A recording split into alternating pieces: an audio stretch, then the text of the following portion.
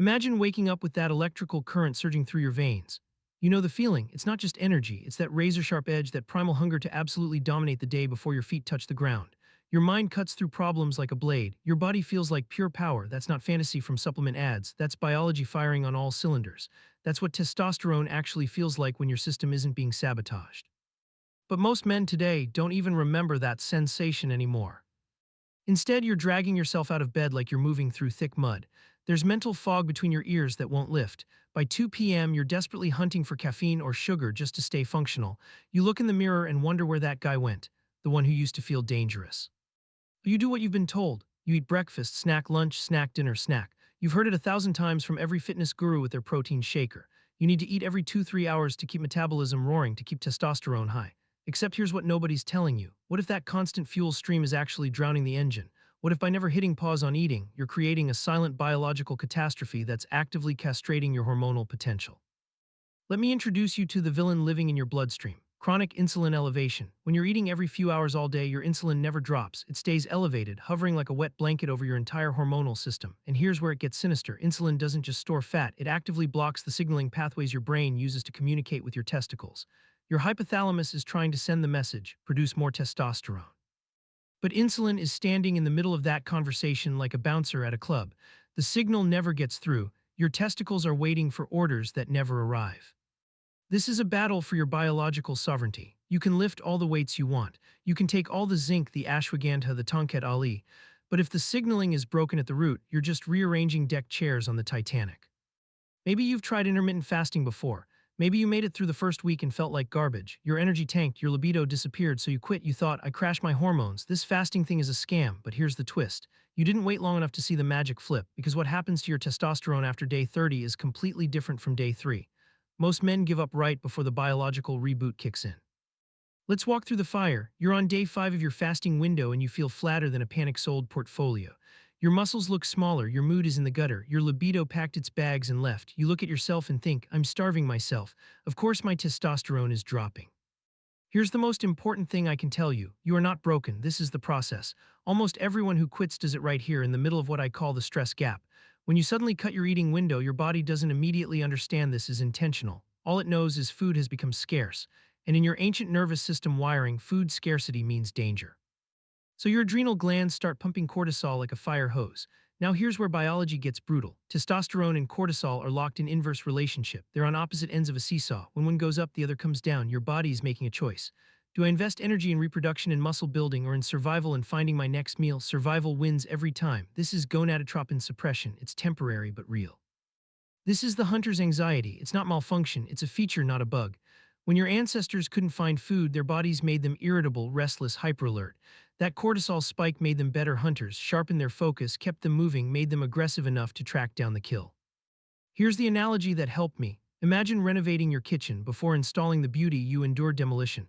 Sledgehammers, dust clouds, chaos. Your kitchen looks worse than before you started. But that mess isn't destruction, it's preparation. And that cortisol spike you're feeling, that's the demolition phase.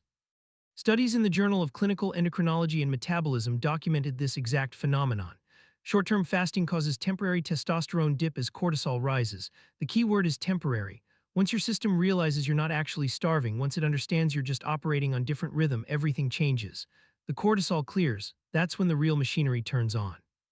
Welcome to the other side. You're between week 2 and week 4 now.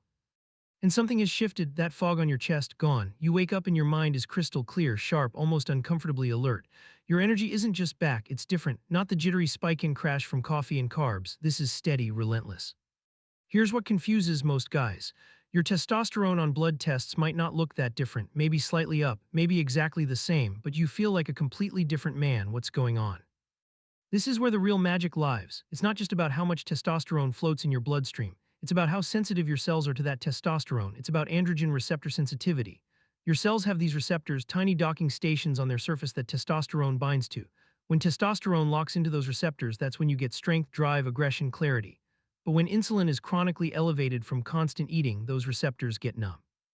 They stop listening, like they're wearing noise-canceling headphones because there's too much insulin noise cluttering the signal. Fasting rips those headphones off. Suddenly, your androgen receptors wake up. They become hypersponsive. Even average testosterone levels start hitting you like a freight train. You're getting more bang for your buck. A University of Virginia study found men practicing intermittent fasting showed dramatically improved androgen receptor expression in muscle tissue even when total testosterone remained stable. You're not necessarily making more hormone. You're just using what you have exponentially more efficiently. But that's not the full story. While your testosterone sensitivity skyrockets, something else happens. Your growth hormone explodes, increases up to 2,000% in some studies. When you fast 16-24 hours, your pituitary gland starts dumping growth hormone into your system. And growth hormone is the unsung hero of male physiology. It's the muscle guardian. It preserves lean mass even in caloric deficit. It mobilizes fat for fuel. It works synergistically with testosterone, amplifying its effects. Think of growth hormone and testosterone as business partners. Testosterone is the architect designing the muscle. Growth hormone is the construction crew making sure the blueprint gets built and protected. Now what's happening upstairs? Your brain enters what I call hunt mode.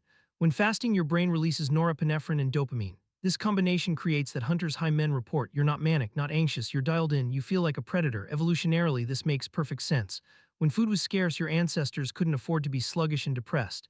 They needed to be at cognitive peak to hunt, strategize, survive. Here's another piece. As you lose body fat through fasting, something remarkable happens to your hormonal profile. Body fat, especially belly fat, contains an enzyme called aromatase. Aromatase is a testosterone thief. It converts your testosterone into estrogen. The more fat you carry, the more testosterone gets converted into a hormone you don't want elevated as a man. But as fasting strips visceral fat, you reduce aromatase activity. Your testosterone stays as testosterone. You get purer, more potent hormonal profile, like plugging the leak in a dam. Fasting dramatically improves endothelial function. When you fast, your body increases nitric oxide production. Nitric oxide dilates blood vessels, increases circulation, powers erections. Better blood flow doesn't just mean better gym performance, it means better performance everywhere. Here's what nobody mentions. Fasting resets your dopamine receptors. We live in constant stimulation. Food, screens, notifications. Your dopamine system is fried. You're numb. Nothing excites you anymore. Fasting forces dopamine detox. When you stop flooding your system with easy pleasure hits from constant eating, your receptors become sensitive again. Suddenly, food tastes incredible. Sex feels electric. You start caring about things again. You want to chase goals, pursue challenges, take risks. You feel alive. That's not motivational fluff. That's neurochemistry restored to factory settings. This isn't a diet. Diets are prisons with expiration dates. What we're building is metabolic flexibility. Metabolic flexibility means your body can seamlessly switch between fuel sources. Burn glucose when available, burn fat when not. It doesn't panic, it doesn't crash, you become fuel agnostic. That freedom, that independence from constant need to eat changes everything. You're not controlled by your stomach, not a slave to the clock, the snack drawer, the vending machine. You decide when you eat based on your goals and schedule, not because your body is screaming like a toddler throwing a tantrum. Imagine yourself 10, 20, 30 years from now. Most men are on slow, inevitable decline. Belly expands, energy evaporates, testosterone plummets. They need pills for blood pressure, cholesterol to get it up. They shuffle through their 50s and 60s feeling like shadows of who they used to be. But you're different. You have low visceral fat because you've mastered the insulin game. Your hormonal profile looks like a man half your age because you protected it through decades of intelligent fasting. You're not dependent on snack packs to function. You're resilient, anti-fragile. You're the guy at 50 who still looks dangerous.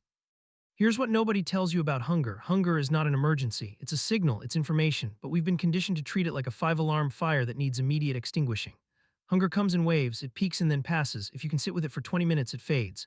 Every time you practice that, every time you acknowledge the signal without reacting, you build mastery, you build self-control. Self-control is the ultimate definition of masculinity. When you stop being slave to the fridge, you stop being slave to your impulses, you become sovereign. Here's the one-liner, feasting is the celebration of life, but fasting is the cleansing of it. You need both to be whole. You need the abundance, the joy, the social connection from sitting down to great meals with people you love. But you also need the discipline, the reset, the purification from stepping away from the table and letting your body breathe. This is the rhythm of powerful life. Expansion and contraction, feast and fast. If this information has value, hit subscribe and share this with someone who's stuck in the old paradigm, who's frustrated, who's losing the battle and doesn't know why. This information could change his life. You didn't come here to be entertained, you came here to evolve.